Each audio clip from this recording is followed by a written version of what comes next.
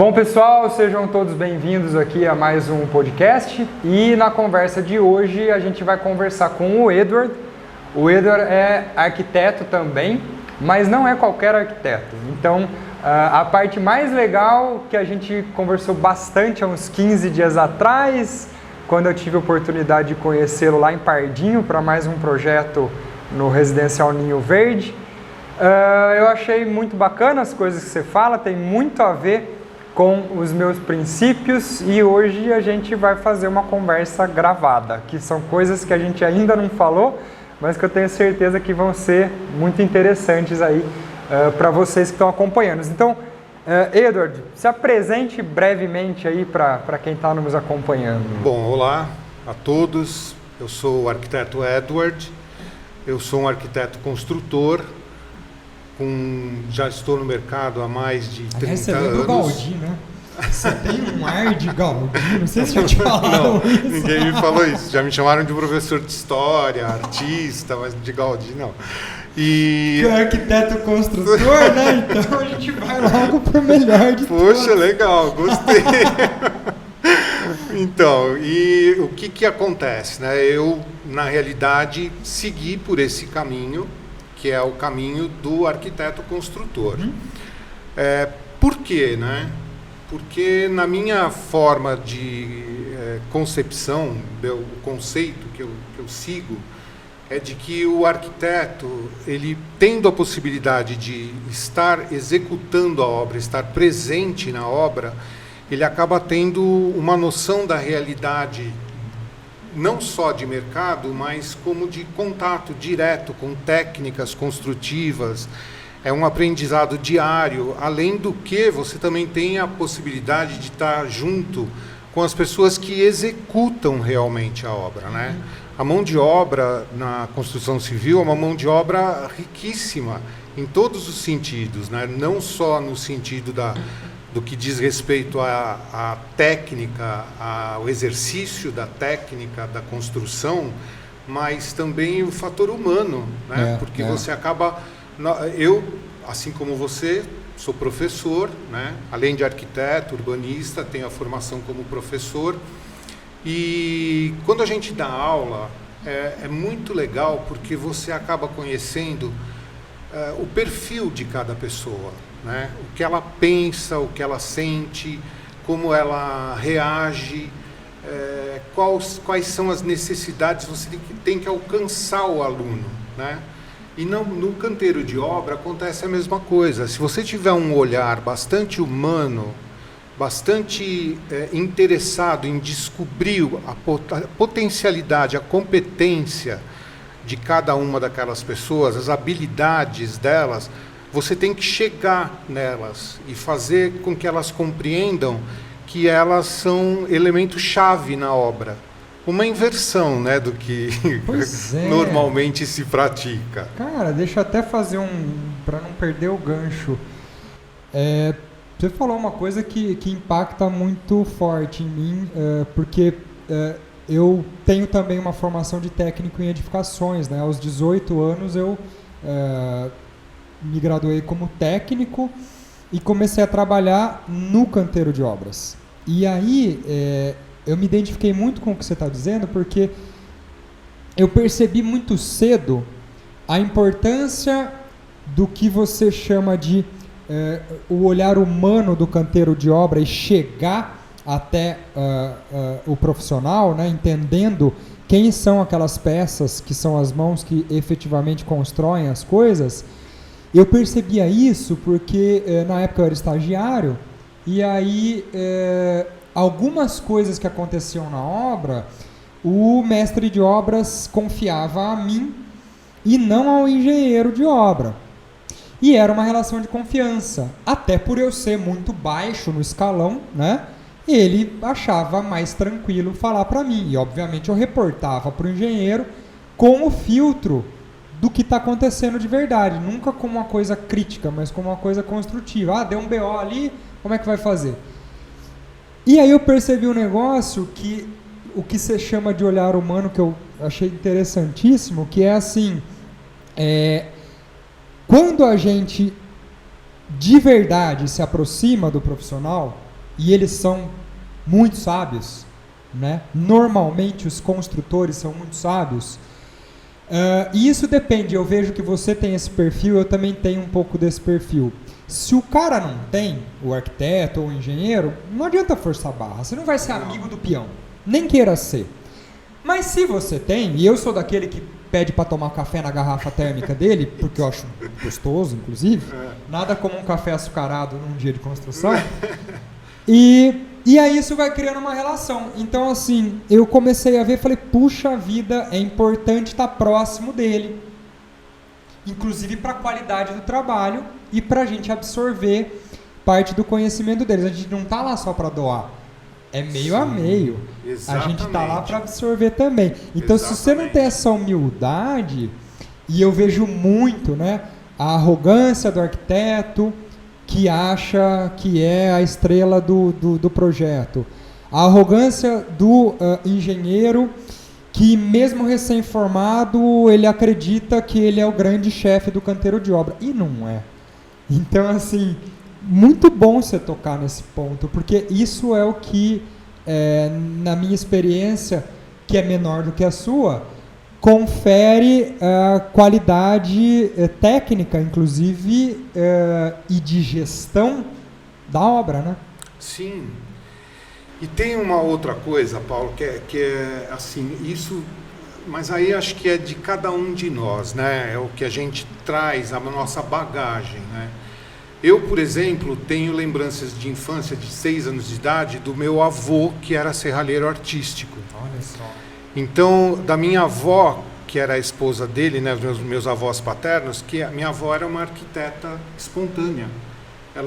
Foi daí que veio a minha essência. Então, ela desenhava os projetos, ela desenhava as estruturas e pegava o mestre de obra, o pedreiro, e ela executava as obras, as casas, e não eram casas simples, eram casas muito legais. Olha só. Não eram pessoas abastadas, mas ela tirava água de pedra e fazia isso. E o meu avô, ele era trabalhava na Ródia, né, durante o dia, e à noite, nos sábados e domingos, eu ficava com ele na oficina vendo ele executar a serralheria artística. Hoje, por exemplo, nesse momento estou executando uma obra na qual eu estou usando um serralheiro artístico, né? Um profissional excelente que está acostumado a praticar no mercado a serralheria convencional, mas que de repente eu consegui, porque eu trabalho muito com grades de demolição, eu faço essa pesquisa nos ferros velhos, eu sou um pesquisador de todos os tipos de materiais, e essa coisa da serralheria nessa obra está sendo muito usada. E é muito interessante você ver, por exemplo, um modelo, né? O serralheiro trazer na obra, até postei isso outro dia, com um modelo de uma voluta com a qual ele reproduz as volutas, né? Volutas, para quem não conhecer, são aquelas desenhos, né? Que tem aquelas voltas e fazem ornamentais, são peças ornamentais de serralheria. E você vê o prazer do profissional em poder estar mostrando esse lado dele, você entendeu? Aí, assim, voltando para o que você estava falando, se você tem a humildade de estar com um ajudante de obra e conversar com ele, e prestar atenção no olhar dele sobre a ação dos outros, né, que é o pedreiro meia colher, o pedreiro de acabamento e tal, você percebe que o ajudante, na realidade, ele é um cara que ele aprende através do visual, e a bagagem que ele traz é muito maior do que carregar um saco de cimento e preparar a massa.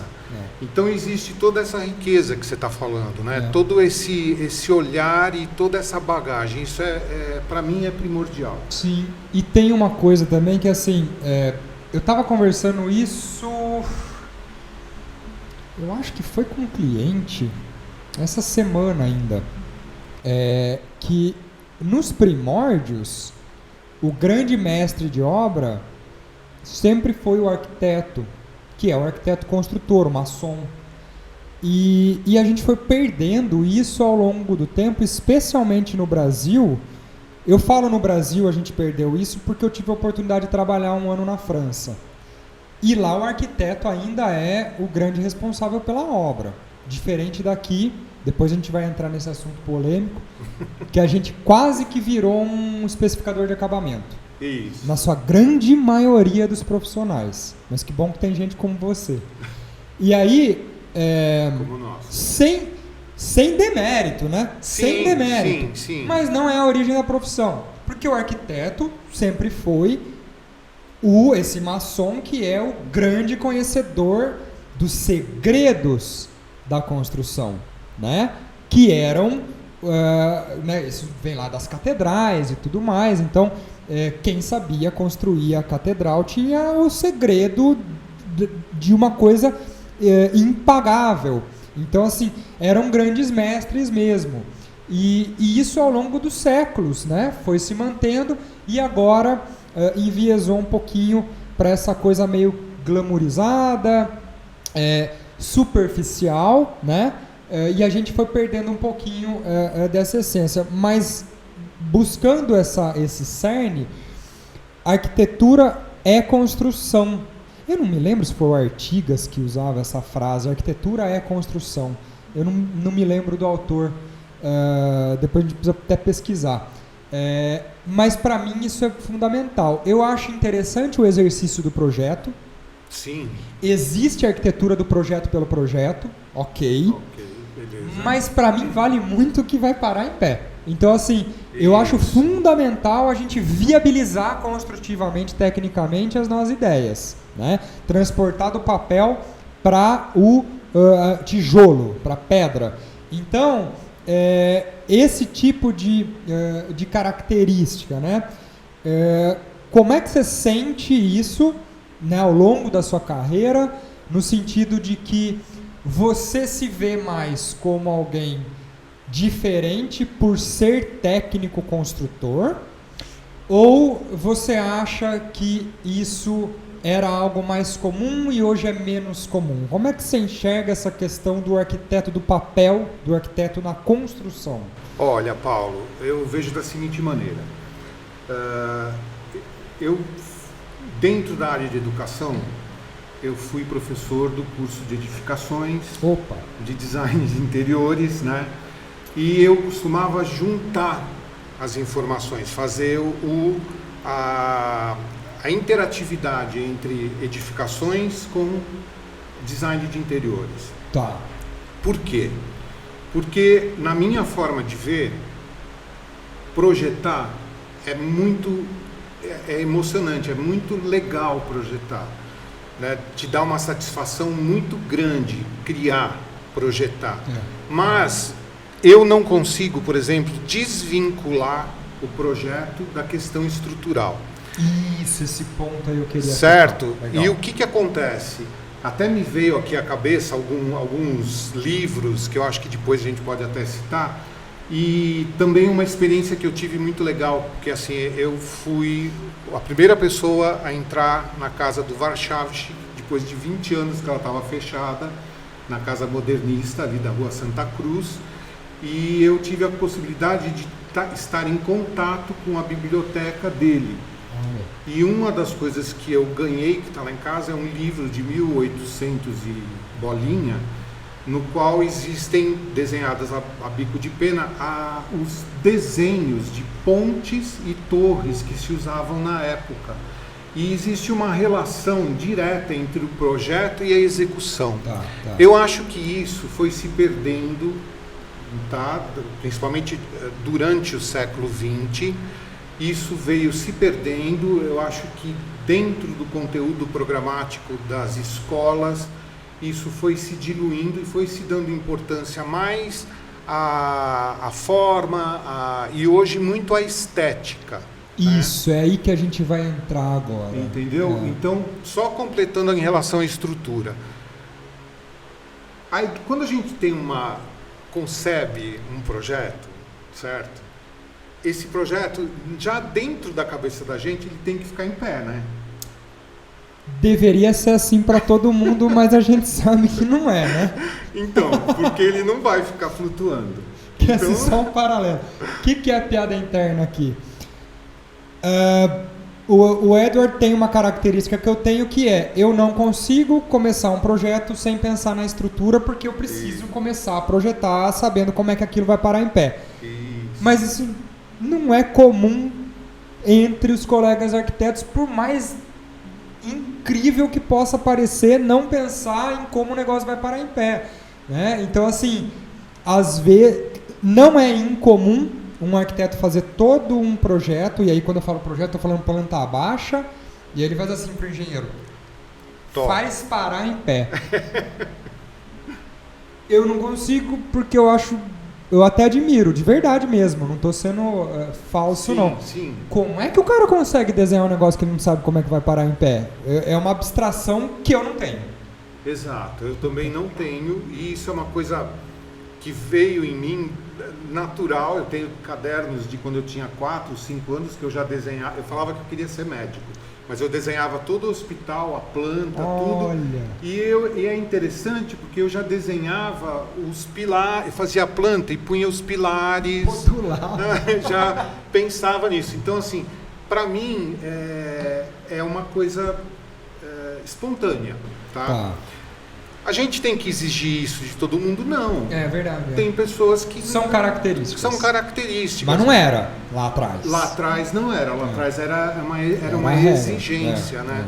Até assim, vou citar aqui, não sei se as pessoas conhecem, mas uma série, são uma coleção de livros, e depois virou uma série que chama Pilares da Humanidade, que é muito legal assistir e ler os livros, porque conta exatamente isso que você estava falando.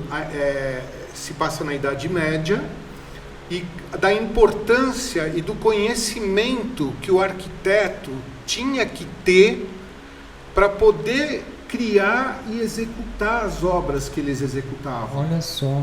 Tá? Ou então, por exemplo, um outro livro que chama Deuses, Túmulos e Sábios, que é um livro maravilhoso onde ele conta, ele é um historiador, né, esse autor, uma obra vastíssima, e ele conta nesse livro detalhes sobre como é que no Egito, como eles trabalhavam todos esses sistemas. Ele tem teorias, né, hipóteses. Então, o que é bacana a gente perceber? Que, na realidade, durante toda a história da humanidade, a nossa profissão foi fundamental. Sim. Né? Em todos os sentidos, não só no que diz respeito à questão... Cultural, inclusive. Não só o que diz respeito à questão... De edificação. De edificação, mas urbanística, né? Sim, tudo tem arquitetura e urbanismo. Sem te interromper, só rapidamente, eu costumo dizer assim: o que nos faz conhecer um lugar? O que nos faz despertar interesse para viajar, para conhecer alguma coisa? A cultura. E aí na cultura entra a arquitetura e a gastronomia, ou as paisagens naturais.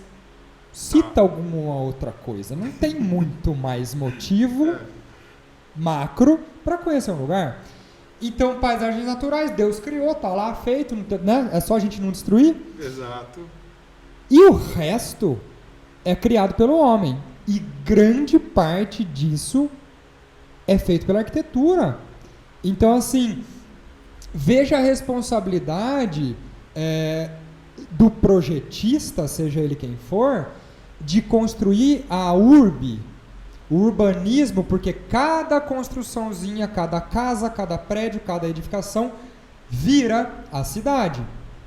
E aí, você está pensando nisso? Eu tenho essa preocupação. Eu sei que tem gente que não tem. Que o meu pedacinho, que é a minha casa que eu fiz naquele bairro, ela contribui para a cidade. Isso é uma responsabilidade muito grande, porque vai durar dezenas de anos para falar pouco tempo. E antes faziam-se construções que duravam séculos. Exato. Olha a importância de pensar o impacto daquilo, né? Mas, desculpa ter te... Não, imagina. Inclusive essa conversa aqui está me fazendo lembrar de coisas top. Veja, você falou sobre o reconhecimento do sítio, né? No que diz respeito ao urbanismo. Quando a gente pega a Roma, né? Roma antiga, quando eles iam fundar uma cidade, porque eles já iam com esse intuito, É verdade. eles estudavam quais eram os animais que tinham predominância ali naquele sítio, pegavam um animal, abriam a barriga dele para saber o que tinha dentro daquela barriga, para saber se tinha enchente, se tinha seca, como que ele se comportava, porque através disso, desse estudo, eles conseguiam saber se aquele sítio era um sítio legal para que se fundasse. Seguro. Olha isso. Só. Então, você foi falando, eu fui lembrando. Olha que legal. Acho que essa conversa podia durar bastante, porque vai render. Vai ter que ter mais episódios. Mas é isso. Então, assim, porque voltando à linha, né? Senão a gente vai ficar no devaneio. É verdade. Tudo isso é muito bacana, porque assim, não é sempre que... Aliás, eu tenho tido a sorte de conhecer gente assim, com tanto conteúdo para trazer para vocês aqui acompanharem, né? Isso é muito bom mesmo, porque a gente conversou horas, né? Aquele dia lá em Pardinho, e aí falou, vamos conversar mais 1 hora aqui gravado, porque é tão legal. Mas assim, falando de conteúdo para passar para as pessoas, na verdade não é nem conteúdo, é mais uma reflexão. Eu gosto muito de deixar essa reflexão para as pessoas, né? A gente falou aqui um pouco sobre a estrutura, o raciocínio estrutural, e aí nós temos uma crítica em comum, né, com relação a essa banalização e superficialidade que a arquitetura tomou eu vou dizer de 10 anos para cá, que é o que eu percebo, 15 anos talvez, isso, né? Que é a questão dessa glamorização excessiva, de o arquiteto se ver um pouco como o artista ou estrela, sem essa humildade de conversar com o servente de obra e, mais do que isso, de efetivamente entender de construção. Sim. Porque construção não ensina na faculdade. Não. E nem é o objetivo. Você aprende na prática. E aí, se você já sobe num palanque, se você já está em cima do salto, literalmente, algumas vezes, isso vai te afastar da essência do seu métier, da sua profissão. Então, como eu disse, eu também sou professor e dou aula para design de interiores. Então, isso não é uma crítica para quem trabalha com design de interiores. É apenas um alerta para que quem é arquiteto e tem aptidão para ser o construtor, que não se limite para virar um mero especificador de revestimento. E isso está muito mais comum do que o aceitável. Mas o problema não é esse, o problema é que a mídia, os próprios profissionais e a indústria que envolve isso supervaloriza como se fossem grandes gênios da arquitetura.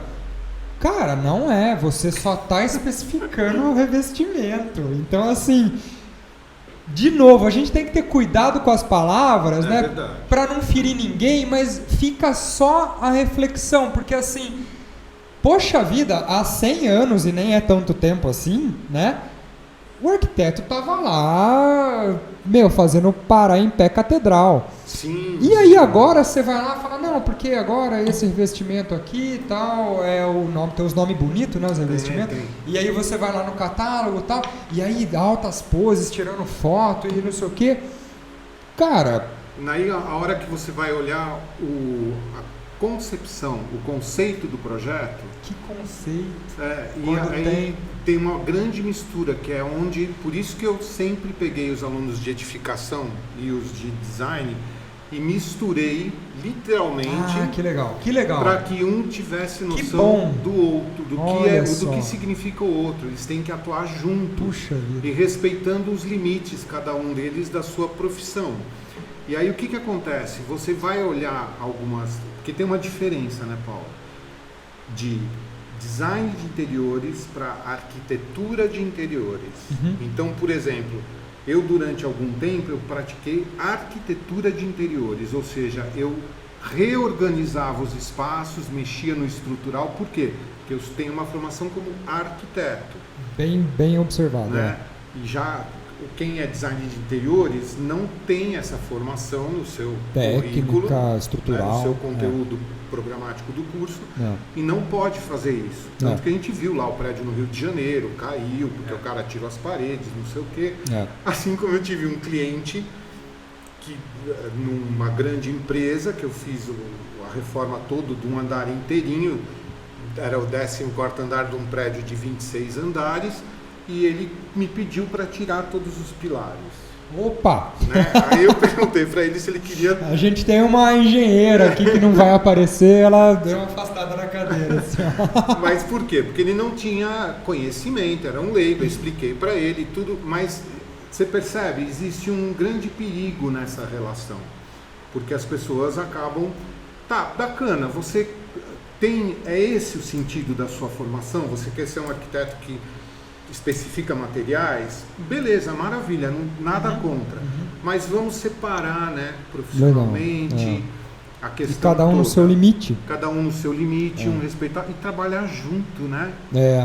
Eu acho que é a grande pedida do mercado já há muito tempo que exista essa... Tanto que se a gente pegar aí, por exemplo, o BIM, o Revit, a plataforma de trabalho... para promover a integração. Para promover a integração. Então, assim, é muito importante que as pessoas tenham essa noção. Eu costumo dizer que o meu glamour é a padaria. Por quê? Porque é onde eu tomo café com o pedreiro, com o ajudante, com o cliente. E é onde as pessoas acabam se sentindo mais à vontade, mas cada um no seu estilo, né? Sim. Só acho que é interessante essas observações que você fez. E a gente toma bastante cuidado com essa relação entre as profissões. Certamente. Então, assim, já para a gente concluir esse bate-papo, que certamente dá brecha para vários outros encontros, eu tenho certeza que a gente ainda trabalhando junto vai ter essas oportunidades, nem que for gravando um selfie com o celular, assim. Eu acho que o que fica mais essa, através da experiência que você tem, desse resgate, infelizmente eu uso esse termo de resgate, né? Do arquiteto construtor, né? Que isso não é uma responsabilidade que a gente deve depositar na instituição de ensino onde você vai se graduar, né? Não impute ao professor, e nós somos professores, a gente sabe disso, essa responsabilidade, porque vai muito da pessoa, da curiosidade, do interesse e também um pouco da aptidão da pessoa em buscar essa formação mais técnica, mas especialmente de descer do palanque, do palco, de tomar o café na padaria, de tomar o café lá com o pedreiro, desde que isso seja natural de você também, né? Sim, não vamos forçar a barra. Então, assim, isso é importante para que a gente aprenda efetivamente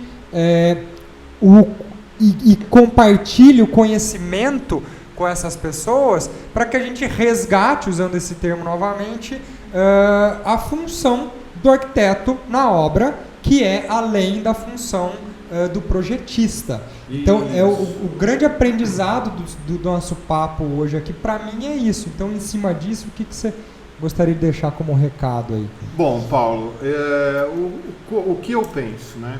Eu acho que essa palavra que você usou, resgate, ela tem muito valor, porque isso demonstra uma preocupação, e essa preocupação não é só nossa, tá? Eu tenho muitos colegas que são arquitetos e são professores de tanto do curso superior como do técnico, que vêm num trabalho seríssimo desse resgate. Tá, que bom.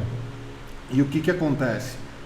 Eu acho que é importante, como eu falei anteriormente, a gente perceber a importância de cada um dentro... O papel de cada um na cadeia. Não na é? cadeia, nessa sequência. O elo. Que para existir o produto final com qualidade, e aí eu estou colocando dentro desse pacote todas as qualidades necessárias, né? Desde a qualidade de criação, a qualidade espacial, estética, estrutural, materiais, a pesquisa de materiais construtivos, né? Que hoje a gente se fala muito em sustentabilidade, é o que nós praticamos, eu e você, né? E naturalmente tem que ser. Exato. E o que acontece? Eu acho importante, então, a gente salientar cada um tem que ter o seu papel, um respeitar o outro e existir essa comunicação, esse respeito e essa integração entre os assuntos. Eu acho que a mensagem é essa, que a gente tem que ter esse resgate e de uma forma bastante saudável, bastante simples, bastante comunicativa, para que de interesse no trabalho do outro, um interesse honesto, né? Isso. O que você está fazendo aí? Exato. Posso ver? Me explica como é que é. Isso, né? Exatamente. Isso. E nessas horas você aprende muita coisa. Exato, isso que você falou é muito importante, né? Ter a humildade de me explica isso. Exato. Me explica isso aqui. Exato. Será que se fizesse de outra forma? O que você acha? Ter essa abertura e esse respeito. Eu acho que, né, com esse raciocínio a gente consegue fechar muito bem aqui, que na verdade isso aqui é de professor para professor, né? É uma aula para você que é aluno ou não, né? Aluno todos somos o tempo todo. Exatamente. A gente nunca vai deixar de aprender, aliás não deve, né? Que é isso aí mesmo, né? Essa curiosidade. Então, assim, quando você tiver a oportunidade de presenciar uma obra, né, de estar em um canteiro de obra, antes de falar, fulano, não é assim que faz, é assado. Olha e pergunta, por que você está fazendo assim? Pode ser que você se surpreenda com a resposta. E pode ser que a resposta seja algo maior do que você julgava que era o correto. Exato. Então, eu acho que com isso a gente pode deixar mesmo essa sugestão, né, para quem está praticando a arquitetura e a construção, que para a gente é algo tão caro, tão importante na nossa prática, e que não percamos esse tipo de atitude e de essência da arquitetura. Fico muito feliz que você tenha topado o convite e vindo até aqui, e muito obrigado. Eu que agradeço, foi um papo top, maravilhoso, super legal. E vai ter vários outros, com certeza. Então, pessoal, esse foi um bate-papo com o arquiteto Edward, e a gente vai ter outros conteúdos, né, assim como você já está acompanhando aqui no canal, sempre agregando, sempre trazendo informação e formação para ajudá-los aí na construção da prática profissional de todos. Então, se você gosta desse tipo de conteúdo, não deixe de se inscrever aqui no canal, curta, comente, compartilhe e também ative as notificações para não ficar de fora. Cada vez que a gente tem um conteúdo novo, a gente se encontra no próximo, e até lá. Obrigado.